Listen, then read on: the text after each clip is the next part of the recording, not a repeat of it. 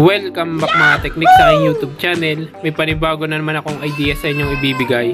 Ngayon mga teknik, bigyan ko lang kayong idea kung magkano nga ba ang replacement LCD ni Realme Narza 30A Q2i Narza 20 A35 2021 tsaka Realme B3 5G. Bali mga teknik, itong papalitan natin ng LCD ay Realme C15. Ito same LCD sa C11, C12, C15, A15s, Oppo A16 tsaka Oppo A16K. Yan mga teknik, Class A LCD. Ang singilang ko ay mga teknik, at sa bago pa natin ka-teknik, iniimbitahan ko po kayo na sumali kayo sa aking raffle. Pwede kayong mga teknik manalo ng libreng LCD, libreng gawa ng cellphone.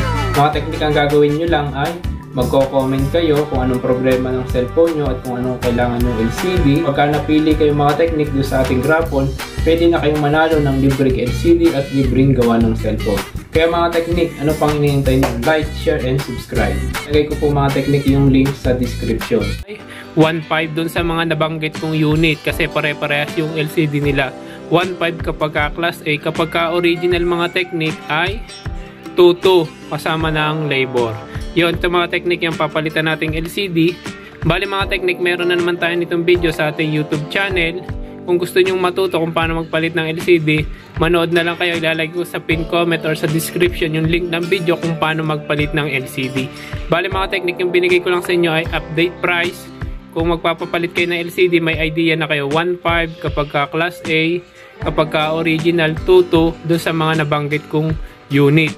Yon mga teknik, panoorin nyo na lang yung link ng video nito para matuto kayo. Kasi same lang naman doon sa ilalagay kong link sa pin comment tsaka sa description yung pagpapalit ng LCD. Yan mga teknik, ito yung ating papalitan ng LCD.